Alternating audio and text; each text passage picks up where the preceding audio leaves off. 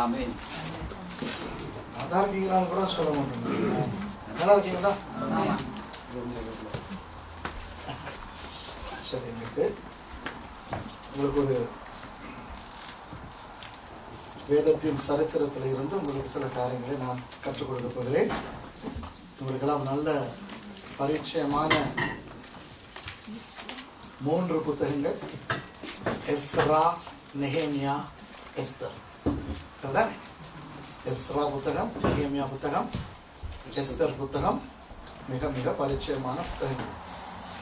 அந்த புத்தகங்களில் இருக்கின்ற சில சம்பவங்கள் உங்களுக்கு நன்றாக தெரிந்த சம்பவங்கள். எஸ்ரா புத்தகத்திலே இஸ்ரவேல் ஜனங்கள் எருசலேம் தேவாலயத்தை கட்டுகிறார்கள். நெகேமியா புத்தகத்திலே இஸ்ரவேல் ஜனங்கள் அலங்கத்தை கட்டுகிறார்கள். எஸ்தர் புத்தகத்திலே அழிக்கப்பட இருந்த இஸ்ரவேல் ஜனங்கள் காப்பாற்றப்பட்டு இஸ்ரவேலின் அழிவுக்காக பிரயத்தனம் பண்ணின ஆமான் தூக்கிலிடப்பட்டு இஸ்ரவேல் ஜனங்கள் காப்பாற்றப்படுகிறார்கள். இப்ப இந்த 3 புத்தகங்களில் இருந்தும் ஆங்காங்கே சில விஷயங்களை எடுத்து நான் உங்களுக்கு கற்றுக் கொடுக்க போகிறேன். இந்த பாடத்தை கற்றுக்கொண்ட பிறகு உங்களுக்கு இந்த 3 புத்தகங்களும் நன்றாக விளங்கும். இந்த புத்தகங்களை விளக்கப்படுத்துவது மாத்திரம் என்னுடைய நோக்கம் அல்ல. இதிலிருந்து ஆண்டவர் இன்றைக்கு எங்களுக்கு ஏதாவது பேசுகிறாரா என்று பார்க்க வேண்டியது மிக மிக முக்கியமாக இருக்கிறது. காரணம், இன்றைக்கு நாம் ஆவிக்குரிய இஸ்ரவேலர்களாக இருக்கிறோம். சரியா? ஆவிக்குரிய இஸ்ரவேலர்கள் என்றால் அன்று உண்மையான இஸ்ரவேலர்களுக்கு ஆண்டவர் என்ன விஷயங்களை சொன்னாரோ அவற்றினுடைய தத்துவங்கள், தாற்பயங்கள் என்று நமக்கு அவசியம். உதாரணமாக, அன்றைக்கு தேவாலயம் கட்டினார்கள் என்றால் இன்றைக்கு தேவாலயம் கட்ட தேவையில்லை, இன்றைக்கு சபை கட்ட வேண்டும். அன்றைக்கு நியாயப்பிரமாணத்தை வாசித்தார்கள் என்றால் இன்றைக்கு நியாயப்பிரமாணத்தை வாசிக்க தேவையில்லை, வேதத்தை வாசிக்க வேண்டும். சரியா? இப்படி பல விஷயங்கள் இருக்கின்றன. என்னால் முடிந்த அளவு நான் உங்களுக்கு சொல்லிக் கொடுக்க விரும்புகிறேன். எஸ்ரா புத்தகத்துக்கு முதலாவது போவோம். முதலாவது அதிகாரம். நான் எஸ்ரா புத்தகத்தின் முதலாவது அதிகாரத்தை மாத்திரம் தான் உங்களுக்கு சொல்லிக் கொடுப்பேன். சரியா? அதற்கு பிறகு சில விஷயங்களை பார்க்கலாம். சரி, எஸ்ரா புத்தகம் முதலாவது அதிகாரம் முதலாவது வசனத்தை யாராவது வாசிங்கள். எஸ்ரா புத்தகத்தின் முதலாவது அதிகாரம் முதலாவது வசனம் பாருங்க. எரேமியாவின் வாயினாலே கர்த்தர் சொன்ன வார்த்தை நிறைவேறும்படி பெர்சியாவின் ராஜாவாகிய கோரேசுடைய 1ஆம் வருஷத்திலே கர்த்தர் பெர்சியாவின் ராஜாவாகிய கோரேசின் ஆவியை ஏவினதினாலே அவன் பரலோகத்தின் தேவனாகிய கர்த்தர் பூமியின் ராஜ்யங்களை எல்லாம் எனக்கு தந்தருளி யூதாவில் உள்ள எருசலேமிலே தமக்கு ஆலயத்தை கட்டும்படி எனக்கு கட்டளை இட்டிருக்கிறார். சரி, இந்த 2 வசனங்களையும் பார்க்கும் பொழுது பல பயங்கரமான ஆச்சரியமான விஷயங்களை இதிலே காணலாம். தேவனுடைய மகத்துவத்தை இதிலே காணலாம். தேவனுடைய உண்மையை, அவர் மாறாத தன்மை உடையவர் என்பதனை இதிலே காணலாம். வாக்குத்தத்தங்களின் தேவன் என்பதனை காணலாம். பல விஷயங்களை காணலாம். சரியா? எரேமியாவின் வாயினாலே கர்த்தர் சொன்ன வார்த்தை நிறைவேறும்படி. எரேமியாவின் வாயினாலே எரேமியா என்னதான் சொன்னார்? எரேமியா மிகவும் புலம்பலான துக்கமான விஷயங்களை அந்த ஜனங்களுக்கு சொன்னார். இஸ்ரவேல் தேசம் 2ஆக பிரிந்த பிறகு யூதா ராஜ்யம் 20 அரசர்களால் வெவ்வேறு காலங்களில் ஆளப்பட்டது. சாலமோனின் குமாரன் ரெஹோபியாம் தொடங்கி சிதேக்கியா ராஜா வரை 20 ராஜாக்கள் இந்த யூதா ராஜ்யத்தை அரசாண்டார்கள். இந்த யூதா ராஜ்யத்துக்கு ஆண்டவர் எச்சரிப்பு கொடுத்து கொண்டே இருந்தார். நீங்கள் ஒழுங்காய் பரிசுத்தமாய் வாழாவிட்டால் பாபிலோனிலே இருக்கின்ற நேபுகாத்நேச்சார் ராஜா வந்து உங்களை அடிமைகளாய் பிடித்துக் கொண்டு போவான் என்று. சரியோ? இப்போ அநேக தீர்க்கதரிசிகள் வந்து எச்சரித்தார்கள். ஆனால் இந்த யூதா ஜனங்கள் அந்த எச்சரிப்புக்கு செவி கொடுக்கவில்லை. அவர்களை விட்டு பிரிந்த வடக்கு ராஜ்யம், 10 கோத்திரங்களை உடைய வடக்கு ராஜ்யமாகிய இஸ்ரவேல் ராஜ்யம் கிறிஸ்துவுக்கு முன் 722ஆம் ஆண்டிலே அசீரியர்களால் பிடிக்கப்பட்டு போனது. அதை இவர்கள் கண்ணால் பார்த்தும் கூட, அதுக்கு பிறகும் கூட இவர்கள் மனம் திரும்பி பயந்து ஆண்டவரை வராமல், இவர்கள் இன்னும் பயத்தோடு, அவர்கள் இன்னும் சுயநலத்தோடு பயம் இல்லாமல் பாவத்திலே வாழ்ந்து கொண்டிருந்தார்கள். ஆகவே ஆண்டவர் பல தீர்க்கதரிசிகளை அவர்களுக்கு அனுப்பினார். ஆபகுக்கெல்லாம் அவர்களுக்கு அனுப்பப்பட்டார்கள், சரியா? ஆனால் அவர்கள் யாருமே திருந்தவில்லை. கடைசியாக ஆண்டவர் ஒரு தீர்க்கதரிசி அனுப்பினார். அவர் அரசனுக்கே ஒரு சொந்தக்காரர், ராஜ வம்சத்திலே வந்த ஒருவர். அவர் தான் எரேமியா. எரேமியாவும் அரசனும் ஒன்று விட்ட சகோதரர்களை போல இருந்தார்கள். அப்படிப்பட்ட ஒரு உறவு முறை அவர்களுக்கு இருந்தது. ஆனால் தாயின் கற்பத்திலேயே ஆண்டவர் அவரை தேர்ந்தெடுத்ததாக எரேமியா சொல்லுகிறார். உங்களுக்கு ஞாபகம் இருக்கும். என்னத்துக்கு தெரிவு செய்தார் தெரியுமா? ஜனங்களுக்கு சொல்லுவதற்கு, நீங்கள் எல்லாம் கெட்டவர்கள், நீங்கள் எல்லாரும் மனம் திரும்பவில்லை, நீங்கள் எல்லாரும் நாசமாய் போக போகிறீர்கள் என்பது. இப்ப எரேமியாவுடைய செய்தி என்ன தெரியுமா? எல்லாருமே நாசமாய் போக போகிறீர்கள் என்ற செய்தி தான். அதனால் அவருடைய வீட்டாரை அவரை எதிர்த்தார்கள். குடும்பமே சொன்னது, தீர்க்கதரிசனம் உரைத்தால் ஒழுங்காக உரையடா. ஏன் இப்படி நன்றாக இருக்கிற ஜனங்களை பார்த்து உங்களை எவனோ வந்து பிடித்துக் கொண்டு போவான், எவனோ வந்து பிடித்துக் கொண்டு போவான் என்று தேவையில்லாததை எல்லாம் தீர்க்கதரிசனம் உரைக்கிறாய் என்று சொல்லி பார்த்தார்கள். எரேமியா கேட்கவில்லை, வீட்டை விட்டு துரத்தி விட்டார்கள். துரத்தப்பட்ட எரேமியா நண்பர்களை போன பொழுது நண்பர்கள் சொன்னார்கள், மச்சான் நீ ஒழுங்காய் எங்களுக்கு கேட்க விருப்பமானதை தீர்க்கதரிசனம் சொன்னால் சொல்லு, இல்லாவிட்டால் போ என்று விரட்டி விட்டார்கள். நண்பர்களையும் இழந்தார். அரசன் சொந்தக்காரன் தானே என்று அரசனிடத்திலே போய், நீயாவது கேளடா, இது ஒரு பயங்கரமான சூழ்நிலையடா, உன்னையும் கூட அந்த நேபுகாத்நேச்சார் ராஜா வந்து பிடித்துக் கொண்டு போய்விடுவான் என்று எச்சரித்த பொழுது அந்த ராஜாவும் சொன்னான், காதுக்கு இனிய தீர்க்க தரிசனம் இருந்தால் உரை, இல்லாவிட்டால் போ என்று துரத்தி விட்டான். குடும்பம், நண்பர்கள், ராஜா எல்லாருமே அவரை ஒதுக்கிவிட்டு கடைசியில் அவரை பாழும் கிணற்றிலே கூட போட்டார்கள், பாதாள சிறையிலே தள்ளிவிட்டார்கள். என்ன விதமான விஷயத்தில் அவருடைய வாயை அடக்க பார்த்தாலும் அவருடைய வாயை அடங்கின பாடில்லை. அவர் சொல்லுவதெல்லாம் மனம் திரும்புகள், இல்லாவிட்டால் பாபிலோன் வந்து பிடித்துக் கொண்டு போய்விடும், பாபிலோன் வந்து பிடித்துக் கொண்டு போய்விடும் என்ற செய்தி பாபிலோன் வரை போனது. நேபுகாத்நேச்சாரினுடைய காதிலே கூட விழுந்தது. அந்த யூதா ஜனங்கள் நமக்கு விரோதமாக தேவையில்லாமல் கும்மாளமிட்டுக் கொண்டிருக்கிறார்கள். ஆனால் ஒரே ஒரு மனுஷன், எரேமியா என்று பெயராம், அந்த மனுஷன் மாத்திரம் ஒரு தீர்க்கதரிசனம் சொல்லிக் கொண்டிருக்கிறான், ராஜாவே நீர் போய் அவர்களை கைதுகளாக்கி கொண்டு வருவீர் என்று உமக்கு சார்பாக தீர்க்கதரிசனம் உரைக்கிறான் என்று. ஆகவே நேபுகாத்நேச்சாருக்கு எரேமியா என்ற அந்த கண்ணால் காணாத மனுஷன் மேல் ஒரு வித பக்தி உருவானது.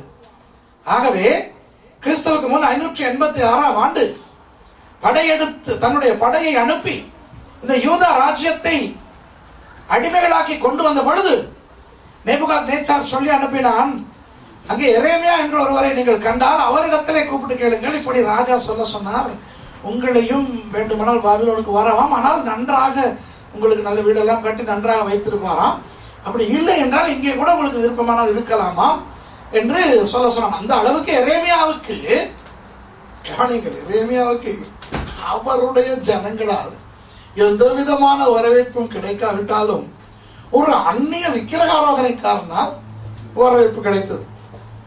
மதிக்க வேண்டியவர்கள் மதிக்கவில்லை, வீட்டார் மதிக்கவில்லை, நண்பர்கள் மதிக்கவில்லை, ஊரார் மதிக்கவில்லை.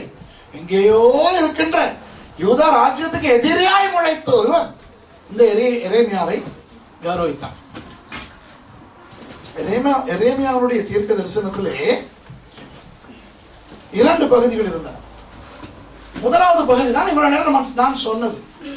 ஆனால் எரேமியா இப்படியும் ஒன்று சொன்னார், யூதா ஜனங்களே, நீங்கள் எவ்வளவு பாவம் செய்து நீங்கள் அடிமைகளாய் கொண்டு போகப்படுவீர்கள் தான் என்றாலும் 70 வருஷங்களுக்கு பிறகு உங்களை ஆண்டவர் மறுபடியும் இந்த தேசத்துக்கு கொண்டு வருவார். ஏன் கொண்டு வருவார்? நீங்கள் நல்லவர்கள் என்றபடினால் அல்ல, ஆண்டவரால் தெரிவு செய்யப்பட்ட ஜனங்கள் அழிந்து போக முடியாதே, அடி வாங்கினாலும் அழிந்து போக முடியாதே, அவர்களுடைய விலாசம் இல்லாமல் போக முடியாதே, மறுபடி வர வேண்டுமே. ஏன் வர வேண்டும்? 2 காரணங்கள். ஒன்று, ஆபிரகாமுக்கு ஆண்டவர் சொன்னார், இந்த தேசம் உன்னுடைய இனம் என்றைக்குமே இருக்கும் என்று. 2வது, இந்த தேசத்தின் மூலமாகத்தான் இயேசு வரப்போகிறார். ஆகவே இயேசு பிறப்பதற்கு இந்த யூதா கோத்திரம் தேவை. ஆகவே இவர்கள் தவறு செய்து விட்டார்கள் என்று அவர்களை அப்படியே அழித்து விட முடியாது. ஆகவே எரேமியா மூலமாக ஆண்டவர் தெளிவாய் சொல்லி இருந்தார், பாபிலோனுக்கு அடிமைகளாய் நீங்கள் போனாலும் 70 வருஷங்களுக்கு பிறகு நீங்கள் திரும்பி வருவீர்கள் என்று. அடிமைகளாய் போனவர்கள் அதை மறந்து விட்டார்கள். அடிமைகளாய் போன ஆரம்பத்திலே அவர்களுக்கு ரொம்ப துக்கம் எல்லாம் இருந்தது. 137 சங்கீதத்தை பார்த்தால் அதில் சொல்வார்கள், பாபிலோன் ஆறுகள் அருகே நாங்கள் உட்கார்ந்து அங்கே சீயோனை நினைத்து அழுதோம் என்றெல்லாம் சொல்லுகிறார்கள். போன ஆரம்பத்திலே ரொம்ப துக்கம் தான். ஆனால் பாபிலோனிலே போன பொழுது என்ன நடந்தது தெரியுமா? எதிர்பார்த்ததை விட கொஞ்சம் வசதியான வாழ்க்கை கிடைத்தது. கைதிகளாய் அடிமைகளாய் அங்கு போனாலும் அடிமைகளாய் அவர்கள் நடத்தப்படாமல் உங்களுக்கு ஞாபகம் இருக்கும், தானியேல், அசரியா, அனனியா, மிஷாயேல் இவர்களை எல்லாம் நல்ல விதமாய் அந்த அரசாங்கம் கவனித்தது. எசேக்கியேல் எல்லாம் நல்ல விதமாக கவனிக்கப்பட்டார்கள். அவர்கள் முன்பே போய்விட்டார்கள். தானியேல், அசரியா, மிஷாயேல், அனனியா, அதாவது தானியேல், ஷாத்ராக், மேஷாக், அபேத்நேகோ இவர்கள் கிறிஸ்துவுக்கு முன் 609ஆம் ஆண்டே போய்விட்டார்கள். அடுத்தது எசேக்கியேல் போன்றவர்கள் கிறிஸ்துவுக்கு முன் 597ஆம் ஆண்டே போய்விட்டார்கள். இந்த கடைசியாக எரேமியா சொன்ன தீர்க்கதரிசனம் நிறைவேறினது கிறிஸ்துவுக்கு முன் 586ஆம் ஆண்டிலே.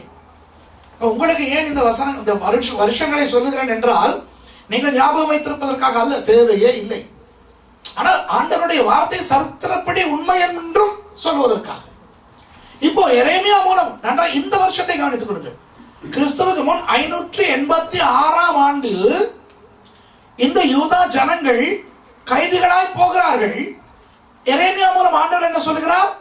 நீங்கள் 70 வருஷங்கள் அடிமைகளாய் இருந்துவிட்டு திரும்புவீர்கள். அப்போ கிறிஸ்துவுக்கு முன் 586இல் அடிமைகளாய் போனவர்கள் 70 வருஷங்களுக்கு பிறகு திரும்பி வருவார்கள் என்றால் எந்த வருஷத்தில் வர வேண்டும்? 516ஆம் ஆண்டிலே வர வேண்டும். சரியா?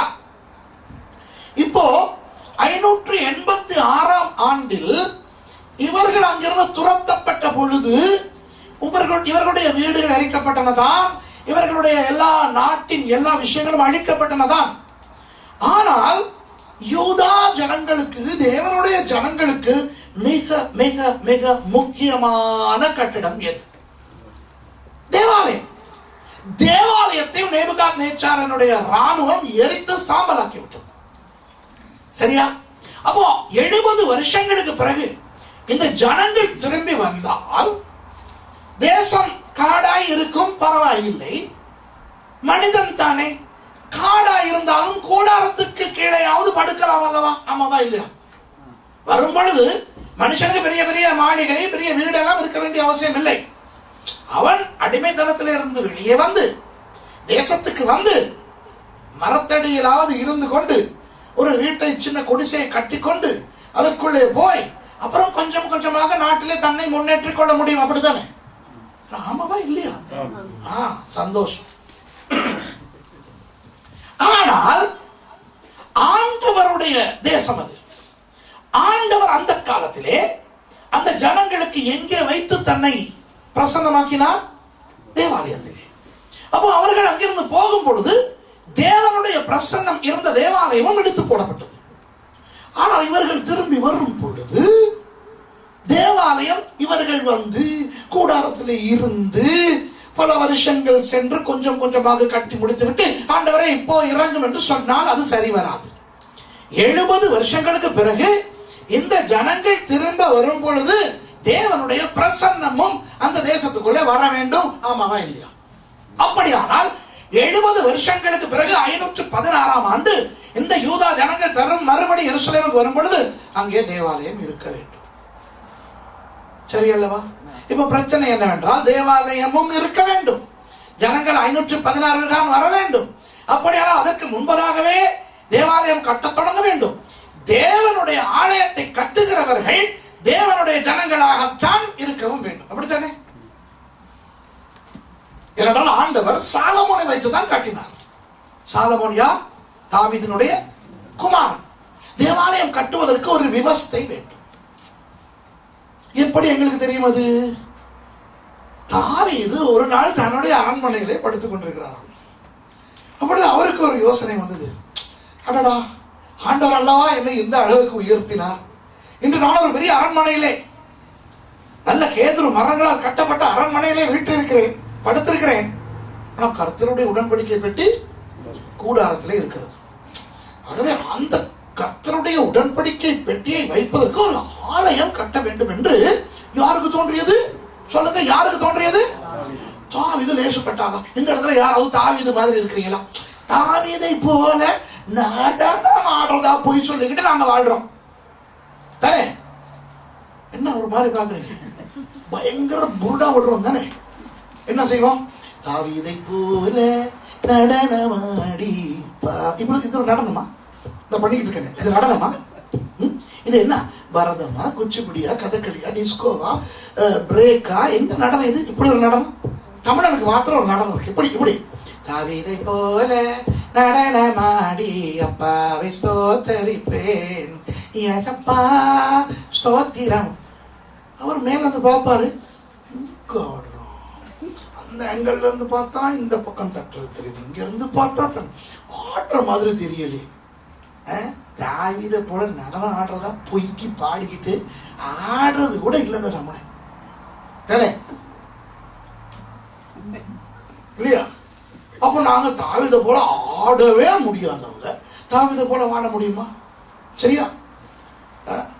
நிறைய நிறைய கிறிஸ்தவங்க இங்க இருக்கிறவங்க இல்ல, நிறைய கிறிஸ்தவங்க வந்து சொல்லுவாங்க நான் தாவீதை போல. என்ன அதை குளிக்கிற பொம்பளைய பாக்குற விஷயத்துல அரண்மனையில ஏறிட்டு அங்க அங்க குளிச்சுக்கிட்டு இருந்தானா அந்த பைனாக்குலர் இல்லாத காலத்துல தாவீது காண்டுட்டான். காண்டுட்டு தெய்வமே அழகி ஒருத்தி குளிக்கிறான்னு கூட்டிட்டு வர வச்சு வச்சேப்பான். அது தெரிஞ்சானே. அதனால நம்ம ஆளுகளுக்கு நல்லா முடியும். தாவீதை போல இந்த தாவீதை விட திறமையாக. சரியா? ஆனால் தாவீதை போல நடனம் ஆட தெரியாது, தாவீதை போல பாட தெரியாது, தாவீதை போல ஆனா சொல்றது. சரியா?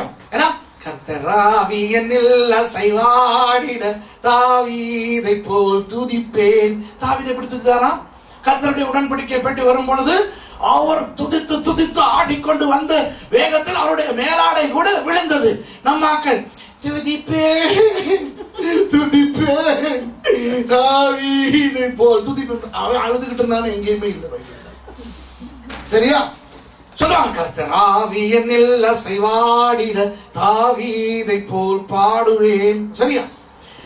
பாடுவேன், ஆடுவேன், துதிப்பேன், நடப்பேன் எல்லாம் பொய், ஒண்ணுமே கிடையாது. தலையில மாத்திரம் தான் பேன், மத்த நடப்பேன் வருவேன் போ அதெல்லாம் ஒண்ணும் கிடையாது.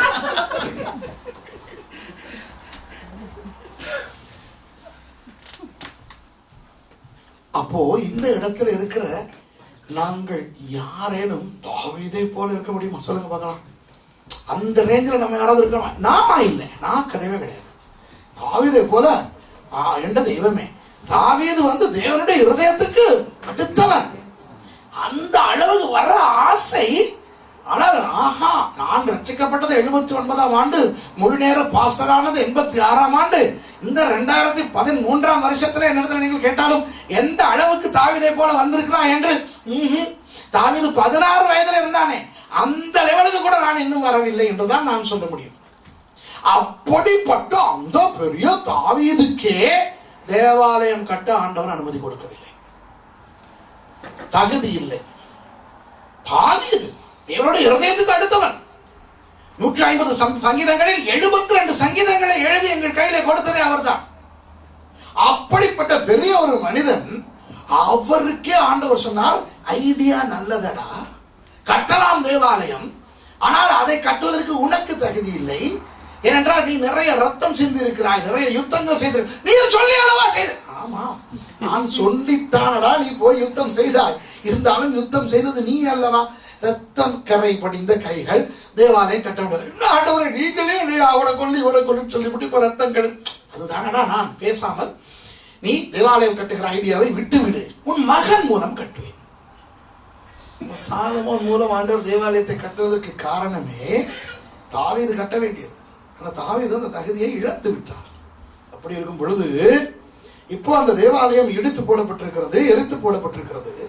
இஸ்ரவேல் ஜனங்கள் கிறிஸ்துவுக்கு முன் 516ஆம் ஆண்டு வரும்பொழுது அந்த தேவாலயம் இருந்தாக வேண்டும். ஆனால் அதை கட்டுகிறவர்களும் யாரா இருக்க வேண்டும்?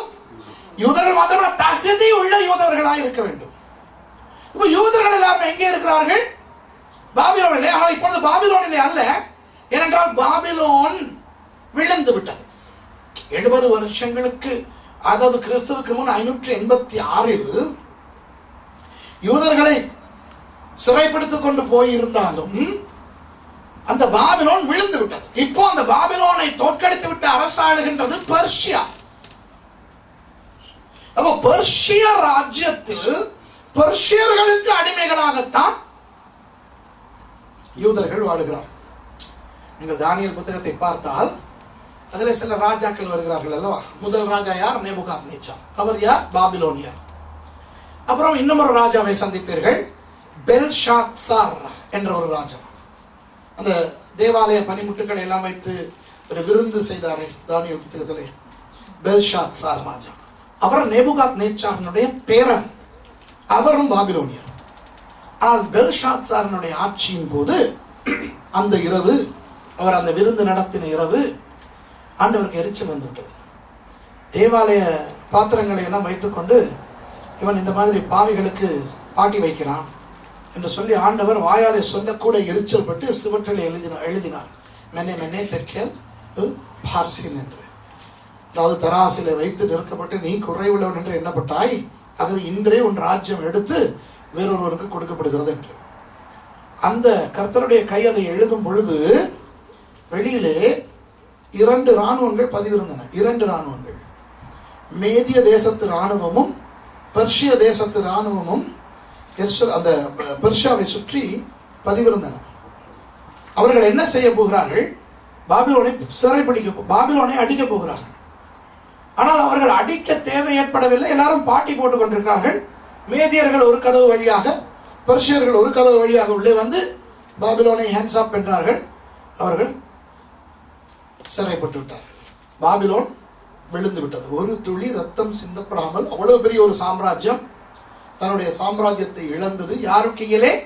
பெர்ஷியர்களும் மேதியர்களும் ஒன்றாக இணைந்து வந்த சந்தர்ப்பத்திலே. ஆகவே அதற்கு பிறகு நீங்கள் தரிய மன்னனை சந்திப்பீர்கள் தானியேல் புத்தகத்திலே. ஞாபகம் இருக்கிறதா? தரிய மன்னன். இந்த தரியு கோரேஸ் என்கின்ற 2 மன்னர்கள் சேர்ந்துதான் இந்த படையெடுப்பை நடத்தினார்கள் பாபிலோனுக்கு விரோதமாக. மேதிய தேசத்தை ஆட்சி செய்தவன் தரியு, பெர்ஷிய தேசத்தை ஆட்சி செய்தவன் கோரேஸ். இந்த கோரேஸ் கொஞ்சம் இளமையான ராஜா, தரியு கொஞ்சம் வயது சென்ற ராஜா. சரியோ? அப்ப இவர்கள் இருவரும் பேசிக் கொள்கிறார்கள், நாங்கள் 2 நாடுகளும் இணைந்து பாபிலோனை தோற்கடித்து ஆட்சியை நாங்கள் எடுத்துக்கொள்வோம். அப்போ இந்த கோரேஸ் மன்னன் சொல்லுகிறான், நான் படையெடுப்பை நடத்துகிறேன், உங்கள் ராணுவத்தையும் நீங்கள் கூட்டிக் கொண்டு வாருங்கள், படையெடுப்பு நடத்துவோம், நான் முன்னாலே போய் எல்லாம் செய்கிறேன். ஆனால் ஆட்சி என்று வரும் பொழுது நீங்கள் 64 வயதுடைய ஒரு பெரியவர் என்றபடினால் நீங்கள் முதலில் ஆளுங்கள், நீங்கள் செத்த பிறகு நான் ஆளுகிறேன். இப்படித்தான் அவர்கள் ஒன்றாக இணைந்து பாபிலோனை தோற்கடித்து விட்டு தரிய மன்னன் அரசனாய் ஏற்படுத்தப்பட்டான். தரிய மன்னன் செத்த பிறகு கோரேஸ் மன்னன், பெர்ஷிய மன்னன் ராஜாவானான். சரியா? உங்களுக்கு குழப்பிட்டனா? எல்லாரையும் பார்க்கும்போது நாங்கள் பிரசங்கம் கேட்கல வந்த நாங்கள் அப்படிங்கிற மாதிரி இருக்குது. இது பிரசங்கம் தான், இருங்க வாரேன், எஸ்ரா புத்தகத்துக்கு வாரேன், சரித்திரத்தையும் தெரிஞ்சுக்கிறோம் கொஞ்சம். இப்போ கோரேஸ் மன்னன் மேதிய மன்னனோடு சேர்ந்து பாபிலோனை பிடித்த பிறகு அவர்கள் ஓயவில்லை, இன்னும் பல நாடுகளை பிடித்துக் கொண்டார்கள். எந்த அளவுக்கு பிடித்துக் கொண்டார்கள் என்றால், எஸ்தர் புத்தகத்தில் நீங்கள் பார்க்கலாம், பெர்ஷிய நாட்டுக்கு கீழாக இந்தியா முதல் எத்தியோப்பியா வரை 127 நாடுகள் இவர்களுக்கு கீழே வந்துவிட்டது.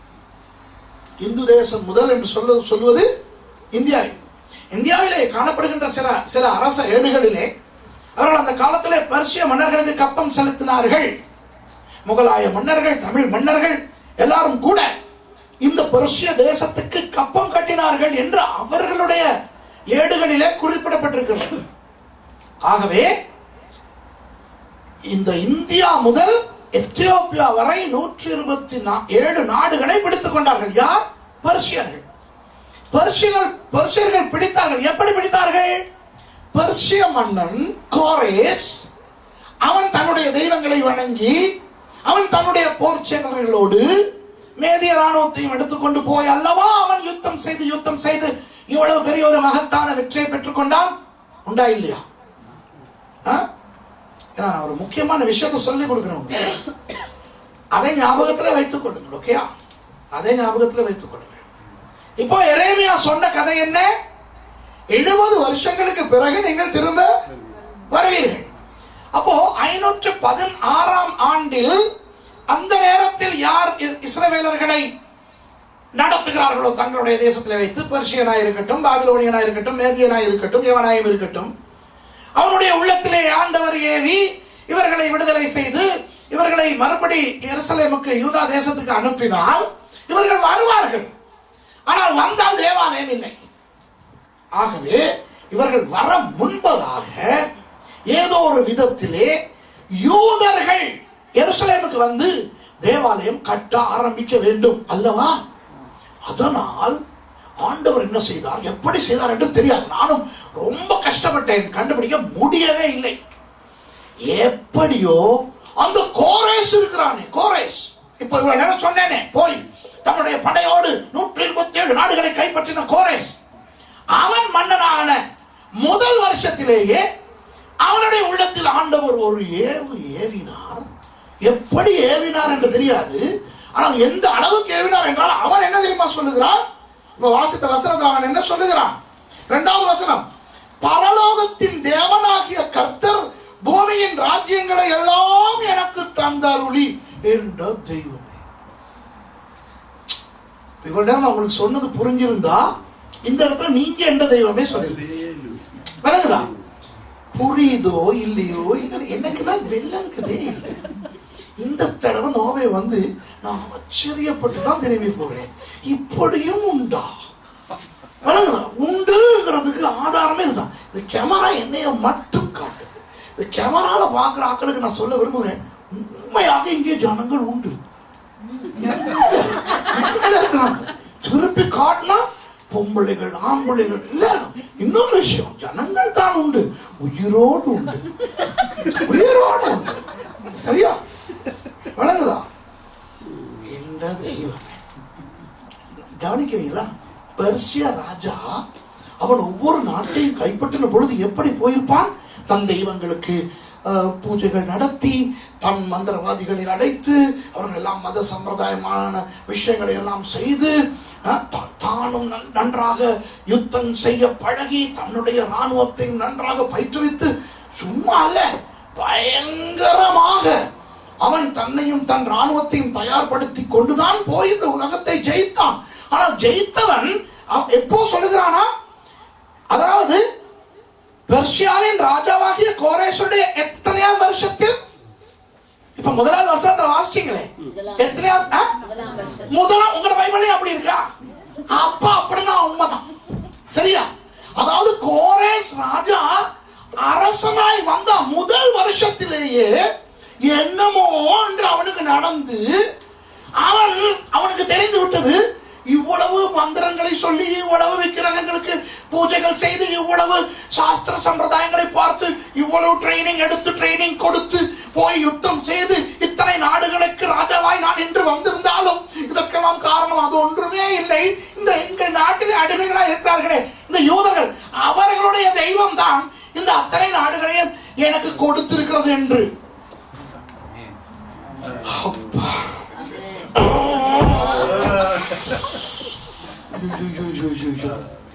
கிறிஸ்தவர்களுக்கு இது ஒரு அவமானமான ஒரு செய்தி.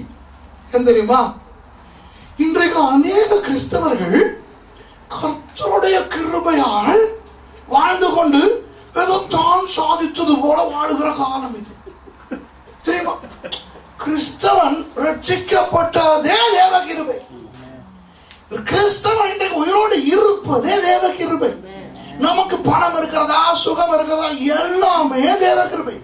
ஆனால் சில கிறிஸ்தவர்களுடைய நடவடிக்கையை பார்த்தால் ஏதோ இவர்களுடைய திறமையால் இவர்கள் இப்படி வாழ்வதாக நினைத்துக் கொண்டு, சரியா, ஆண்டவருக்கு கொடுக்க வேண்டிய மகிமையை தங்களுக்கு எடுத்துக்கொண்டு வாழுகின்ற இந்த காலத்திலே உண்மையாக தனக்கு மகிமையாய் இருக்க வேண்டிய பெர்சிய ராஜா கோரேஸ், அவன் சிங்காசனத்திலே உட்கார்ந்த அதே வருஷத்துல சொல்லுகிறான், நான் அல்லவாடா போர் சேவர்களே, நாங்கள் கிடையாது, மந்திரவாதிகளே, இந்த மந்திரங்கள் கிடையாது, இந்த தெய்வங்கள் அல்ல, இந்த அடிமைகளாய் எங்கள் நாட்டில் இருக்கிறார்கள் இந்த யூதர்கள்.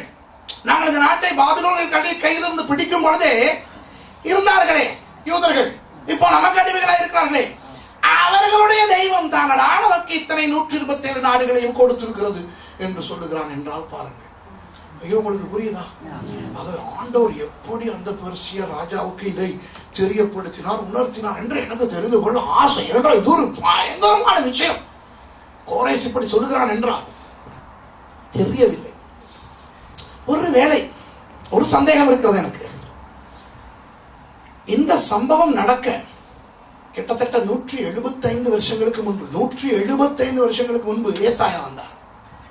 கிறிஸ்துவுக்கு பின் முன் 700ஆம் ஆண்டு அளவில் ஏசாயா வந்து தன்னுடைய தீர்க்கதரிசனத்தில் சொல்லுகிறார். என்ன சொல்லுங்க?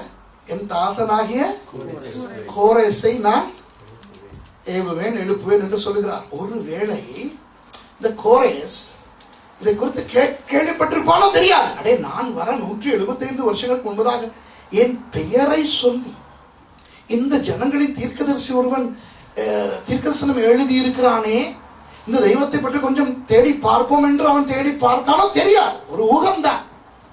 அதை தவிர வேறு எந்த விதத்தில் இவனுக்கு இப்படி ஒரு வெளிப்பாடு வந்தது என்று எனக்கென்றால் தெரியவே தெரியாது. ஆனால் ஒன்று சொல்லவா, உங்களுக்கு நெப்போலியன் போனபார்ட் தெரிஞ்சா? நெப்போலியன் போனபார்ட் பிரான்ஸ் தேசத்தை கலக்கிய ஒரு பெரிய ஒரு வீரன், மாவீரன் நெப்போலியன். மற்றது அலெக்சாண்டர் மன்னன், உங்களுக்கு தெரியும். மாவீரன் அலெக்சாண்டர். இப்படிப்பட்ட பெரிய மாவீரர்கள் உங்களுக்கு தெரியும். இந்த நெப்போலியன் வருவதற்கு, அலெக்சாண்டர் மாமன்னன் வருவதற்கு பல நூற்றாண்டுகளுக்கு முன்னே வந்த ஒரு மாவீரன் தான் கோரேஸ். இந்த கோரேஸை பற்றின சரித்திர ஏடுகளை நீங்கள் பார்த்தால் அவருக்கு கொடுக்கப்பட்டிருக்கின்ற பெயரே சைரஸ் தி கிரேட், மகா கோரேஸ். என்ன தெரியுமா? உலக சரித்திரத்தில் முதல் தடவையாக மத்திய கிழக்கில் இருந்து இந்தியாவுக்கு படையெடுத்து போய் அவர்களை அடக்கி அவர்களை கப்பம் கட்ட வைத்த ஒரு மன்னன். இந்திய மன்னர்களை பற்றி உங்களுக்கு சரித்திரத்தில் நீங்கள் பார்த்தால் அவர்கள் லேசுப்பட்டவர்கள் அல்ல. ஏன், நம்முடைய தமிழ் மன்னர்கள் சேர சோழ பாண்டியர், தமிழ் அல்ல, திராவிட மன்னர்கள். திராவிட மன்னர்கள், திராவிடம்னா தெரியுந்தானே? தெலுங்கு, கன்னடம், மலையாளம், தமிழ். தெலுங்கு தேசம் ஆந்திரா, கன்னட தேசம், சரி, அடுத்தது கர்நாடகா, மலையாள தேசம் கேரளா, தமிழ் தேசம் தமிழ்நாடு. இந்த 4 திராவிட தேசங்களிலும் இருந்த மன்னர்களை பார்த்தாலே நமக்கு தெரியும் அவர்கள் எவ்வளவு பெரிய மன்னர்கள். பாண்டிய மன்னன் வீர பாண்டிய கட்ட பொம்மன் ஞாபகம் இருக்கா? வெள்ளக்காரனுடைய கண்ணில் விரல விட்டு ஆட்டின ஆள். சும்மா உங்க விட்டு எங்க விட்டு ஆள் கிடையாது. பெரிய பெரிய மாவீரர்கள். சரியா? முகலாய மன்னர்கள், இவர்கள் எல்லாம் இந்திய மன்னர்கள் எல்லாம் பெரிய பெரிய மன்னர்கள். அப்படிப்பட்ட இந்திய மன்னர்களை எல்லாம் தனக்கு கப்பம் கட்ட வைத்த மாவீரன் இந்த கோரேஸ் என்றால் பாருங்கள் எப்படிப்பட்ட ஒரு ஆள் என்று. சரியா? 127 இன்றைக்கு 127 நாடுகளை நாடுறதுக்கு SMS, ஸ்கைப், இன்டர்நெட், பெரிய பெரிய சூப்பர்சானிக் ஃபிளைட்ஸ் இல்லையா, விமான தாங்கி கப்பல் எல்லாம் இருக்கு. அந்த காலத்தில் இதெல்லாம் ஒன்றும் இல்லாமலே ரஷ்யாவிலே இருந்து கொண்டு 127 நாடுகளையும் இந்த மன்னன் ஆண்டான் என்றால் அந்த மன்னனை பற்றி கொஞ்சம் நீங்கள் நினைத்து பாருங்கள் எவ்வளவு பெரிய ஆள் என்று. அப்படிப்பட்ட ஒருத்தனுக்கு போய் ஒரு புது தெய்வத்தை அறிமுகப்படுத்துவது என்றால் எவ்வளவு கஷ்டமாயிருக்கும். அதுவும் எப்படிப்பட்ட ஒரு தெய்வம்? தனக்கு கீழே இருக்கிற அடிமைகளின் தெய்வம். ஆகவே ஆண்டவர் என்ன பெரிய காரியம் செய்தாரோ தெரியவில்லை. கோரேஸ் சொல்லுகிறான், பரலோகத்தின் தேவனாகிய கர்த்தர் பூமியின் ராஜ்யங்களை எல்லாம் எனக்கு தந்தருளி, இன்னொன்றை சொல்லுகிறார், யூதாவில் உள்ள எருசலேமிலே தமக்கு ஆலயத்தை கட்டும்படி எனக்கு கட்டளையிட்டிருக்கிறார் என்ற தெய்வமே. Praise the Lord. இது எந்த வருஷத்துல என்று எங்களுக்கு தெளிவாக தெரியும். கிறிஸ்துவுக்கு முன் 536ஆம் ஆண்டில் நடக்கிறது. எப்படி தெரியும்? சரித்திர ஏடுகளில் கோரேஸ் அரசனாகிய முதல் வருஷம் அந்த வருஷம்தான். சரியா? சொல்லப்படுகிறது. அதாவது யூதா ஜனங்கள் பாபிலோனுக்கு அடிமைகளாய் போன சரியாக 50 வருஷங்களில் இது நடக்கிறது. கிறிஸ்துவுக்கு முன் 586 அல்லவா போனார்கள். 536, அதாவது 50 வருஷங்களுக்கு பிறகு ஆண்டவர் ஒரு பெர்சிய மன்னனுடைய உள்ளத்தில் ஏவுகிறார், எனக்கு எருசலேமிலே ஆலயம் கட்ட வேண்டும் என்று. பாருங்க, நம்முடைய ஆண்டவர் எவ்வளவு பெரியவர். நான் உங்களுக்கு முதலாவது சொல்ல விரும்புகிறேன், அதாவது நம்முடைய ஆண்டவர் தீர்க்க தரிசனங்களை நிறைவேற்றுகிறது. ஆண்டவர் தீர்க்க தரிசனம் ஒன்றை சொன்னால், ஆண்டவர் சொன்னார், அதை அவர் மறக்க மாட்டார். ஏனென்றால் வேதம் சொல்லுகிறது, என்னாகும் 23 பொய் சொல்ல அவர் மனிதன் அல்ல, மனம் மாற அவர் மனித குமாரனும் அல்ல. அவர் சொன்னதை செய்வார். ஆகவே அவர் எரேமியா தீர்க்கதரிசியின் மூலமாய் சொல்லிவிட்டார், 70 வருஷங்களுக்கு பிறகு நீங்கள் திரும்பி வருவீர்கள் என்று. ஆண்டவருக்கு தெரியும், இந்த யூதர்களை வைத்து தான் நான் தேவாலயம் கட்டப் போகிறேன் என்று. ஆகவே யூதர்கள் எப்படிப்பட்டவர்கள் என்றும் தெரியும். யூதர்கள் ஒரு வேலையை தொடங்கினால் அதை அழகாக செய்து முடிக்க மாட்டார்கள். அவர்கள் பாதி வேலை செய்து கொண்டிருக்கும் பொழுது வேறு ஏதாவது ஒரு சிந்தை வந்து விட்டால் அங்கே ஓடி விடுவார்கள். இதுதான் யூதர்கள், அன்றும் சரி இன்றும் சரி. சரியா? அவர்களை கொண்டு தேவாலயம் கட்டுவது என்பது கஷ்டம். தேவாலயம் என்பது ஒரு பயங்கர ஒரு வேலை. ஆகவே அதை அஸ்திபாரம் போட்டு அதை கட்ட இந்த யூதர்களை கொண்டு வந்து நடத்தும் பொழுது அவன் கொஞ்சம் கொஞ்சம் அங்காலே ஓடுவான், இங்காலே ஓடுவான், கொஞ்சம் காலத்துக்கு வேலை செய்ய மாட்டான். ஆண்டவருக்கு தெரியும் 20 வருஷங்கள் ஆகும் இந்த யூதர்களை கொண்டு தேவாலயத்தை கட்ட. அதனால் தான் 20 வருஷங்களுக்கு முன்னதாகவே கோரேசின் இருதயத்தை ஆண்டவர் ஏவிவிட்டார், எருசலேமில் தேவாலயம் கட்ட வேண்டும் என்று. ஆண்டவர் தேவாலயம் கட்டுவதற்கு தீர்க்க தரிசனம் உரைத்தார் என்றால் அதை நிறைவேற்றிய தீர்வார். தேவாலயத்துக்கு சமமாக இந்த காலத்தில் இருக்கின்ற ஒன்றுதான் சபை. இப்படிதானே? சபையை கட்டுகிறவர் யார்? ஆண்டவர். இந்த இடத்துல இருக்கிற இந்த சபையை கட்டுகிறவர் யார்? ஆண்டவர். யூதர்களுக்கு எவ்வளவோ குறைகள் இருந்தன. யூதர்கள் இதை மறந்து விட்டார்கள். தெரியுமா? கோரேஸ் ராஜா எப்படி ஏவப்பட்டார் என்று எனக்கு தெரியாது, ஆனால் அவர் எப்படி ஏவப்படவில்லை என்று எனக்கு தெரியும். அந்த ஏவுதல் எப்படி நடக்கவில்லை என்று எனக்கு தெரியும். அதாவது யாரும் ஒரு தீர்க்கதரிசி போய் பெர்சியா ராஜாவோடு பேசவில்லை என்று எனக்கு தெரியும். அப்படி நடந்திருந்தால் வேதத்தில் எழுதப்பட்டிருக்கும், அல்லது சரித்திர ஏடுகளிலாவது குறிப்பிடப்பட்டிருக்கும். யாராவது ஒரு தீர்க்கதரிசிக்கு ஆண்டவர் பேசி, அந்த தீர்க்கதரிசி ராஜாவை போய் சந்தித்து, பெர்சியா ராஜாவே, கர்த்தர் உமக்கு சொல்ல விரும்புகிறார் பாருங்கள். யோசேப்புக்கு சொன்னார் ஆண்டவர், தானியேலுக்கு சொன்னார். அதுபோல இந்த ராஜாவுக்கு ஒரு தீர்க்கதரிசியின் மூலமாக போய் அந்த செய்தியை கொடுத்திருக்கலாம். அப்படி கொடுத்ததாக நமக்கு தகவல் கிடையாது. ஆகவே ஆண்டவர் ஒரு தீர்க்கதரிசி மூலமாக அப்படி செய்யவில்லை. யூதா ஜனங்கள் ஜெபித்ததாக எனக்கு சரித்திரத்தில் இருந்து தெரியவும் இல்லை. எப்படி? எரேமியாவின் தீர்க்க தரிசனத்தை வைத்துக் கொண்டு, ஆண்டவரே நீர் சொன்னீர் அல்லவா, நீர் சொன்னீர் 70 வருஷங்களில் எங்களை திருப்பி கொண்டு போவீர் என்று, இப்பொழுதாவது எங்களுக்கு தேவாலயத்தை கட்ட தொடங்கினால் தானே 20 வருஷங்களுக்கு போகும்பொழுது அங்கே தேவாலயம் ஒன்று இருக்கும். ஆகவே இந்த கோரேசின் உள்ளத்திலே இறங்கும் ஐயா ஜெபித்ததாக கூட எனக்கு சரித்திரத்திலே தெரியவில்லை. யாருமே இதை நினைக்க கூட இல்லை. ஏனென்றால் யூதர்கள் அடிமைகளாய் போய் வாழ்ந்த நேரத்தில் அவர்கள் எல்லாவற்றையும் மறந்து விட்டு இப்போ அவர்கள் பெர்சியர்களைப் போல, பாபிலோனியர்களைப் போல வாழ்ந்து கொண்டிருக்கிறார்கள். என்ன இருந்தாலும் கர்த்தர் சொன்னதை நிறைவேற்றாமல் இருக்க மாட்டார். கர்த்தருடைய தீர்க்க தரிசனம் என்றைக்குமே நிறைவேறும். சரியான நேரத்துக்கு நிறைவேறும். பிந்தியும் நிறைவேறாது, அனாவசியமாக முந்தியும் நிறைவேறாது, உரிய நேரத்தில் நிறைவேறும். ஆகவே அதை நிறைவேற்றுவதற்கு ஆண்டவர் எதையும் செய்வார், எவனையும் தூண்டுவார். இந்த இடத்துல யாரை தூண்டுகிறார்? ஒரு அந்நியன், ஒரு விக்கிரகாராதனைக்காரன், பெர்சிய மன்னன். எப்படி தூண்டினார் எங்களுக்கு தெரியாது, எங்களுக்கு தேவையும் இல்லை. கர்த்தரால் முடியாதது எதுவுமே இல்லை. எரேமியாவின் வாயினாலே கர்த்தர் சொன்ன வார்த்தை நிறைவேறும்படி பெர்சியாவின் ராஜாவாகிய கோரேசினுடைய 1ஆம் வருஷத்திலே கர்த்தர் பெர்சியாவின் ராஜாவாகிய கோரேசின் ஆவியை ஏவினதாலே அவன் சொல்லுகிறான், பரலோகத்தின் தேவனாகிய கர்த்தர் பூமியின் ராஜ்யங்களை எல்லாம் எனக்கு தந்தருளி யூதாவில் உள்ள எருசலேமிலே தமக்கு ஆலயத்தை கட்டும்படி எனக்கு கட்டளையிட்டிருக்கிறார். இந்த 2ஆம் வசனத்தில் இன்னும் சில முக்கியமான விஷயங்கள் இருக்கின்றன. உங்களுக்கு தெரியுமா, ஒரு ராஜாவாய் வந்துவிட்டால் அவனுக்கு விருப்பமான தெய்வங்களுக்கு கோயில் கட்டுவான். நம்முடைய சாலமோன் கூட அதை செய்தார். தெரியுமா? தேவாலயம் கட்டின சாலமோன் கூட தன்னுடைய மனைவிமாருக்கு கோயில் கட்டினார். எங்கே கட்டினார்? அந்த மனைவிமாரனுடைய நாடுகளிலா? எகிப்து பார்வோனின் குமாரத்தை திருமணம் செய்து எகிப்திலே ஒரு ஆலயம் அந்த தெய்வங்களுக்கு கட்டினாரா? மோவாபிய பெண்ணை திருமணம் செய்து விட்டு மோவாபிலே கட்டினாரா? அம்மோனிலே திருமணம் செய்துவிட்டு அம்மோனிலே கட்டினாரா? அல்ல. அந்த அத்தனை மனைவிமாருக்கும் தெய்வங்களை, கோயில்களை எங்கே கட்டினார்? எருசலேமிலே கட்டினார். அப்போ இந்த பெர்சியாவின் ராஜா, அவர்களுடைய தலைநகரத்துக்கு பேர் வந்து ஷூஷான். ஷூஷான். அப்போ அந்த ஷூஷான் என்கின்ற இடத்துல இன்றைக்கு ஈரான் என்று சொல்லுகிறோமே, அதுதான் அன்றைய பெர்சியா. இன்றைக்கு ஈராக் என்று சொல்லுகிறோமே, அதுதான் அன்றைய பாபிலோன். அப்ப இஸ்ரவேல் ஜனங்கள் பாபிலோனுக்கு தான் அடிமைகளை போனார்கள், ஈராக்குக்கு. ஆனால் ஈராக் ஈரானிடம் விழுந்து விட்டதல்லவா? பாபிலோன் பெர்சியாவிடம் விழுந்து விட்டதல்லவா? அப்ப அந்த யூதர்கள் ஷூஷான் பிரதேசத்துக்கு வந்து விட்டார்கள். ஈரானுக்குள்ளே தான் இருக்கிறார்கள் இப்போ. சரியா? அப்போ அந்த ஷூஷான் பிரதேசத்திலே அந்த இஸ்ரவேல் தேவனுக்கு ஒரு தேவாலயத்தை அவன் கட்டியிருந்தா அது நியாயம். புரிகிறதா?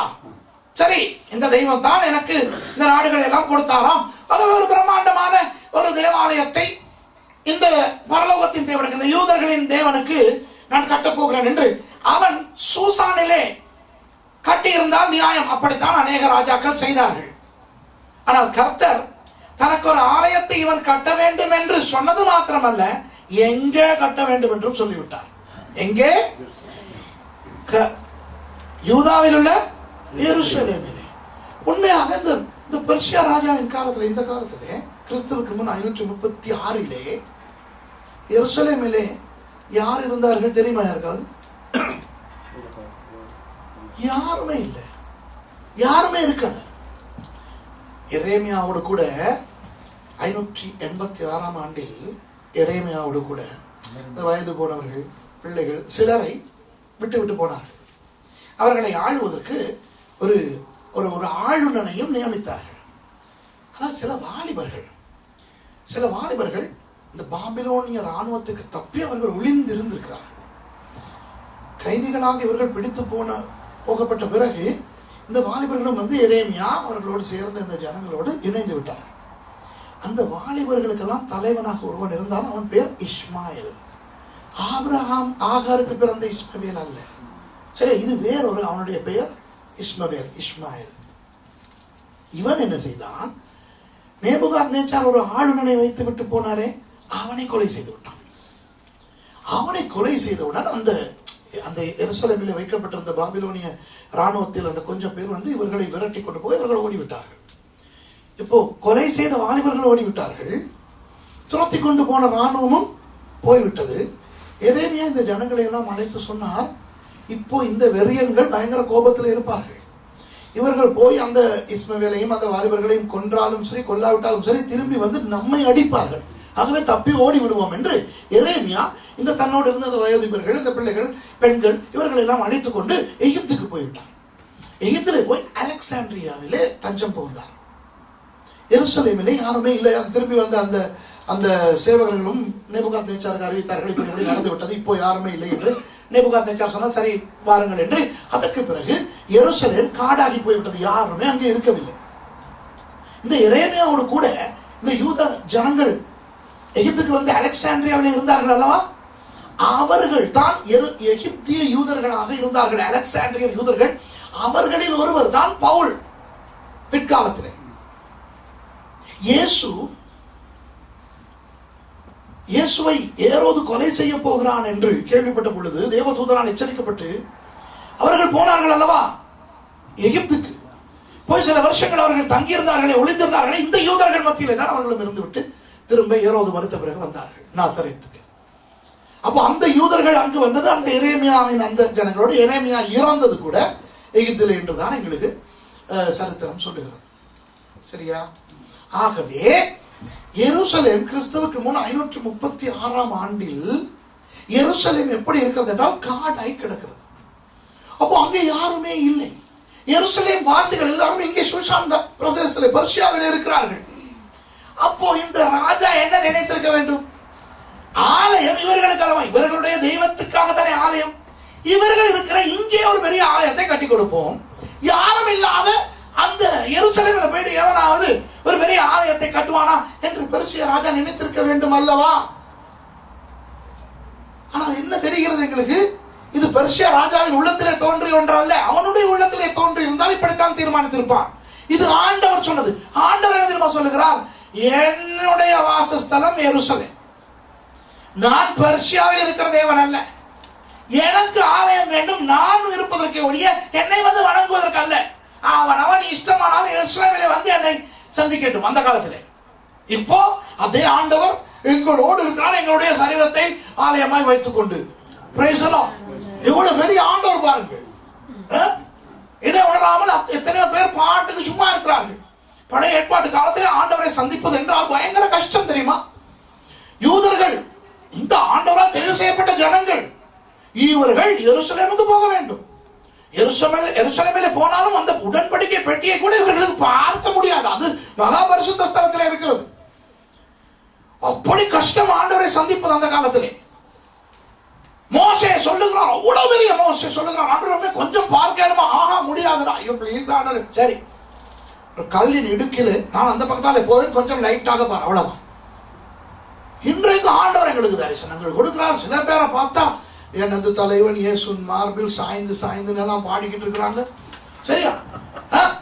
அதாவது எனது தலைவன் இயேசுராஜன் மார்பில் சாய்ந்து ரிமோட்ல கடப்பளி சேனலை போட்டுக்கிட்டு இருக்கோம். மார்பிள சாஞ்சிக்கிட்டே ரிமோட் கண்ட்ரோலை வச்சு கடப்பளி சேனல் இருந்தது. கெட்ட சேனல். நிறைய கிறிஸ்டியன்ஸ் நோவேல யாருக்கு இதெல்லாம் தெரியாது. நான் வேற நாடுகளை பத்தி சொல்றேன். சரியா? நீங்க நிறைய பேர் இன்டர்நெட்ல அசுத்தங்கள் பார்த்துக்கிட்டு இருக்காங்க. நான் சாஞ்சிக்கிட்டு இருக்கிறது இயேசுட மார்பிள. விளங்குதா? அந்நிய பாஷை பேசிக்கிட்டே பிரேக் எடுத்து மத்தவனை திட்டுறது.